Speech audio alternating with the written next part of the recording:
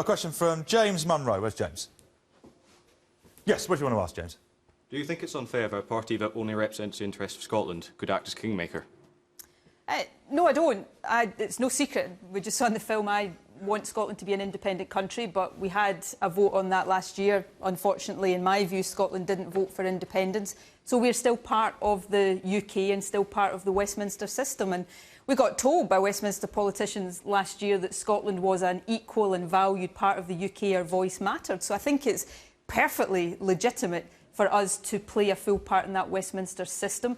If the SNP is elected in numbers on May the 7th, which I hope we are, we'll first and foremost stand up for Scotland, make Scotland's voice heard, but we'll want to bring constructive, positive ideas to the table that would be of benefit to people across the UK as well. And of course, Scotland has had to put up with Tory governments that we haven't voted for most of my life. So I want to see the SNP in the House of Commons standing up for Scotland and being a progressive voice arguing for progressive politics. OK. Let's go to the back there. Don't you think there's a slight hypocrisy in saying that Scottish votes should only Scottish votes should influence Scottish laws, and then standing in Westminster to influence English laws? Well, where things have been decided in the House of Commons that only affect England, that have no implications for Scotland at all, I don't think Scottish MPs should vote on them, and SNP MPs already take the voluntary decision not to. But the thing is, you know, often issues that are characterised as being English-only issues actually have a big impact on Scotland. So if there's a vote in the House of Commons on the English Health Service, if that affects the budget of the English Health Service, it has a direct impact on the budget of the Scottish Government. So in these circumstances, not only do I think it is fair for Scottish MPs to vote, I think it's absolutely essential for Scottish MPs to vote because somebody's got to be standing up for the Scottish interest, and I think that's absolutely legitimate that that should happen. OK. Yeah, gentleman here in the glasses. Well, you said you think that MPs from the SNP should only vote on Scottish matters. But for instance, myself, I'm a passionate animal rights activist, and I noticed that recently you said you would ask your MPs not to vote on the hunting ban if that came back up. Does a fox have to be Scottish before you'll protect it? No.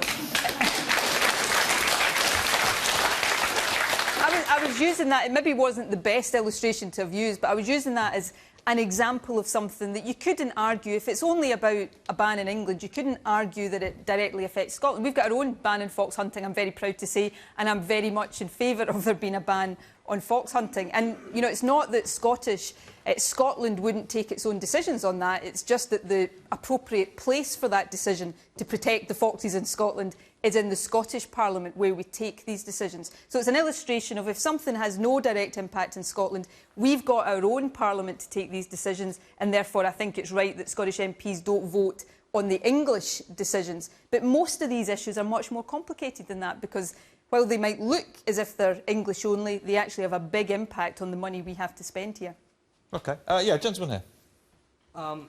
I believe you said, correct me if I'm wrong, that in your speech to the London School of Economics that if the SNP were to be in government come May, that it'd be beneficial for the whole of the UK. But why should the electorate trust you that on the basis that the SNP's main policy is to break up the union in the first place? Well, I mean, that's a fair...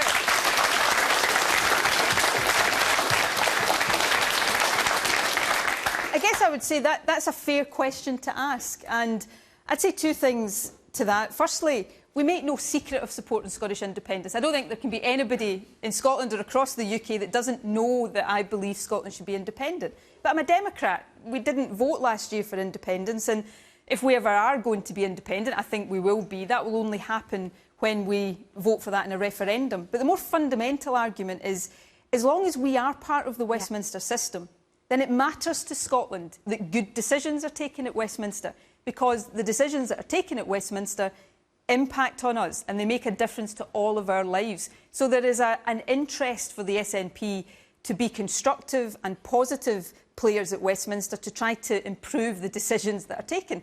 That's why we're arguing a clear alternative to austerity. It's why we don't want to see Trident renewed. It's why we're against the privatisation of things like the health service. And of course, we're a party that has 8 years now of government experience. 4 years of that was as a minority government. So as well as having good ideas and the interest in good decisions to take to the Westminster table, we've also got a lot of experience. And I would say if we use that positively and constructively, as we intend to do, that could be of benefit, not just to Scotland, but the entire UK. What are people saying online, Tim? Yeah, online comments starting to come in. Let's start with this one from Mary Edwards. I like that quite one. like Nicola Sturgeon. Yeah. So let's Can we- start with Only the quite, though, positive Nicola, one. only Can we quite. quit while we're ahead? And this comment from Rob. How's it democracy for a party which gets a small part of the vote can then be kingmakers? Surely the party with the most votes win. What's your response Well, to that? but, you know, we're looking at the prospect of an election where neither the Tories or the Labour Party appears to be capable of winning the election outright. Now, that's not the SNP's fault. That's the fault of Labour and the Tories for not inspiring people or having the policies.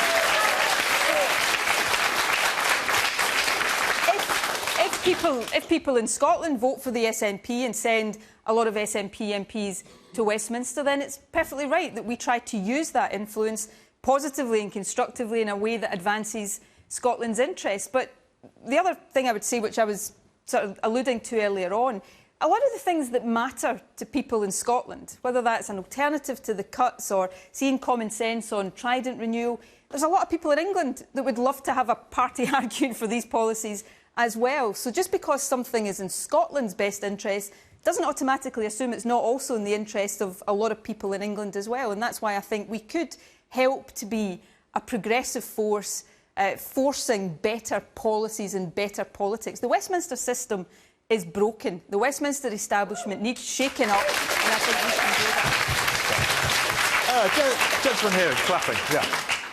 How effective do you believe your influence can be inside Westminster?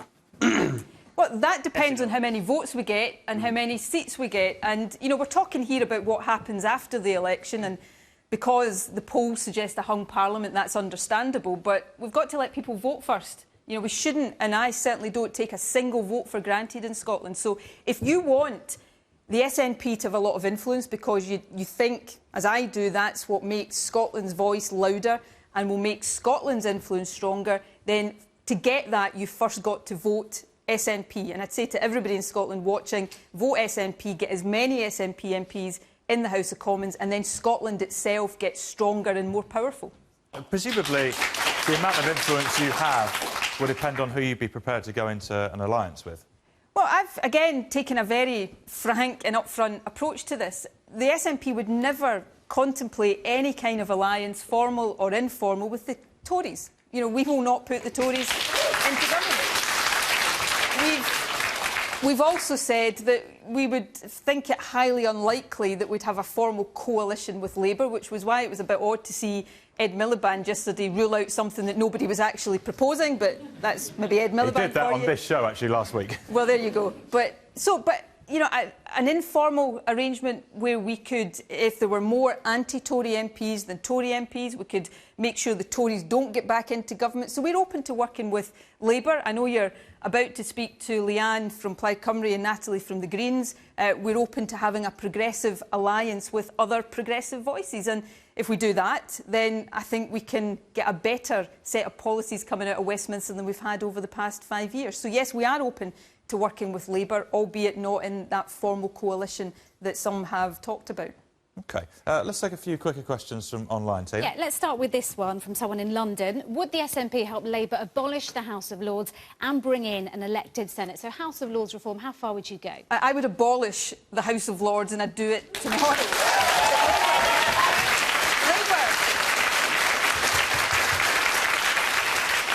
Labour had years and years and years in government to abolish the House of Lords, and they didn't actually get round to it. OK, moving on to this one.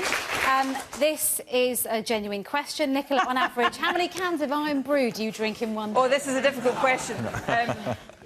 I try not to drink fizzy drinks, but when I do drink fizzy drinks, it's obviously Iron Brew that I drink. Can you put a number on it? I don't drink Iron Brew every day, so I don't drink multiple. I don't drink multiple cans of Iron Brew on any day.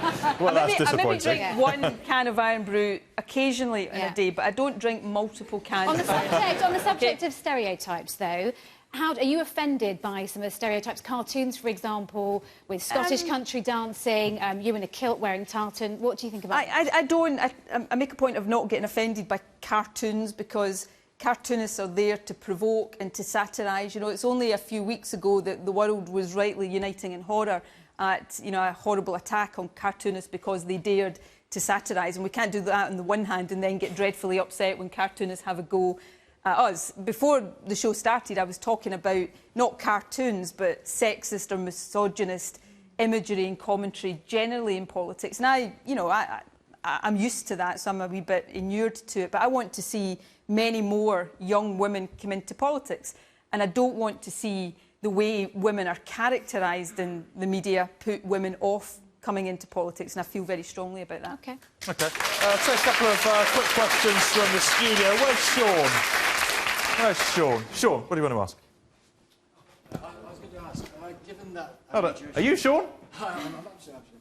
You sure? Given the SNP and their judicial views being ruled over by Westminster and by a government that you don't feel has been elected by the people of Scotland, why would you then sign away more powers to Brussels, to a government that you have even less say in? I'm not proposing signing away more powers to Brussels. I think Scotland's interests are best served being in the European Union. I argued very strongly last year in the referendum that being independent in Europe actually means we can better represent our own interests. But I don't propose handing more powers to the European Union. I think there's lots of things about the EU need reformed. I think more democracy, more transparency, more subsidiarity, leaving national governments to get on with things where that makes sense. But I think the Tory proposals to potentially take us out of Europe would be disastrous for our economy, and we should absolutely oppose that.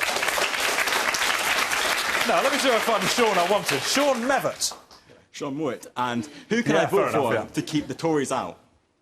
Vote SNP to keep the Tories out. I've said absolutely that we would never put the Tories into government. And this line that you hear from Labour, you've got to vote Labour to keep the Tories out. Well, there's, 2 points I'd make to that. Firstly, they said that the last time, and they've said it at many elections in my lifetime. You take the last general election, that was Labour's campaign. Vote Labour to keep the Tories out. Scotland did vote Labour in the last election, and hey, we got a Tory-led government. But the second point is, as long as there are more anti-Tory MPs than Tory MPs, whether they are Labour, SNP, Plaid Cymru or Greens, we can lock the Tories out of government. And if that's the case, the only way the Tories would get back in would be if Ed Miliband stood back and let David Cameron get back in. So, if you don't want the Tories in Scotland, I'd say vote SNP. And the added advantage of voting SNP is if the Tories somehow, which is not looking likely, did manage to get a majority in England, then there's nothing we can do about that. But at least if you voted SNP, you've got strong SNP MPs there down actually standing up to the Tories and protecting us against the worst that the Tories do. Okay. A few more comments from online, Tina? Yeah, this one from Francesca. I like that she, Nicola Sturgeon, doesn't like the Tories. This one from Phil. The SNP won't put the Tories into government because it would be absolutely toxic to their voters. Don't think you disagree with that? No, I think it would be toxic, but for right reasons. Scotland, by and large, doesn't vote Tory, so certainly you're not going to get the SNP ever helping the Tories into government. And this from Tess. How many seats are you hoping to achieve? Put a number on I've got a policy of always trying to answer questions directly, except that one. Okay. I'm not going to make a prediction because, let people vote. And what I will say is the more people who vote SNP, the more seats the SNP will get and the louder Scotland's voice will be. But I'm going to spend all my time... Sorry, Tess, no direct answer to your question. To that one, I'm not going to put a target on it. As many as possible, OK? OK, a couple more quick comments. Gentleman in the front. First of all, what allowed you to let the Tories help you while you were a minority government and prop up your budgets? And second of all, so what's changed there? Second of all, you say that there are no Conservative voters in Scotland. How many more votes did the SNP get than the Conservatives in the 2010 election in Scotland? We got more votes, and we also got... I don't have the exact number. Well, actually, which is not that many in the total scheme of Scotland. I felt like you might know the answer yourself. It's one of these killer trick we've got more votes, but we've got 6 times the number of seats. But in the first part of your question, we were a minority government between 2007 and 11. We had to win support from Labour on some things, from the Liberals, from the Greens, from the Tories. That wasn't having a deal or an agreement of any description with the Tories. And that was, I should say, I prefer being a majority government, but the benefit of minority government was that you had to win arguments in order to win votes. You couldn't just force things through the Parliament. And we, on different issues, won support from every side of the chamber. And, you know, I think sometimes that led to better decisions. OK, gentleman here in the maroon. Let's just say the worst comes to the worst, and the SNP do have quite a big say in what happens in the government in May. How seriously do you think that the SNP are going to be taken when most of their lead up to the referendum was balanced in the price of oil to bring money into Scotland, and now since that referendum it's nearly half? I can tell I've got a wee bit of work to do to turn you into an SNP voter. That's the vibe I'm getting. Look, Scotland's got a strong economy. We are very lucky to have natural resources, not just oil and gas, but renewable energy resources.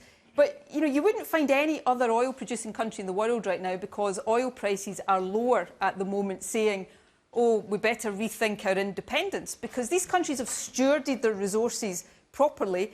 We've had our oil and gas resources stewarded by UK governments that have squandered them. So Norway's sitting on a £500 billion oil fund, and we've got a share of the UK's £1.5 trillion worth of debt. But that fund wasn't yours to begin with. It was Britain's fund. And if you started off now... There is no fund. But if you started off now, the warnings were there that the prices were going to drop down. So if you started off now, you'd have no basis to start off, and you'd be starting on that lower price. But most other countries see oil and gas. I mean, many independent countries don't have any oil and gas resource. We're lucky. It's a bonus in our economy. And my point is that should be how we deal with our economy, to treat it that way, instead of having no oil fund, because before we argue over whose it is, we have to deal with the fact that successive UK governments haven't stewarded our resource in that way. Now, when you're faced with a situation where UK governments have not managed that resource properly, it seems to me a bit of a cheek for them to turn around and say, oh, you don't have an oil fund to fall back on and cushion you against lower oil prices. If they've mismanaged it in the past, why on earth should we allow them to go on mismanage it in the future? Surely we should decide to do it better in the future. OK. That was an enjoyable exchange. Thank you very much to Nicola Sturgeon, leader of the SNP. Now we're going to get Natalie Bennett to take her seat.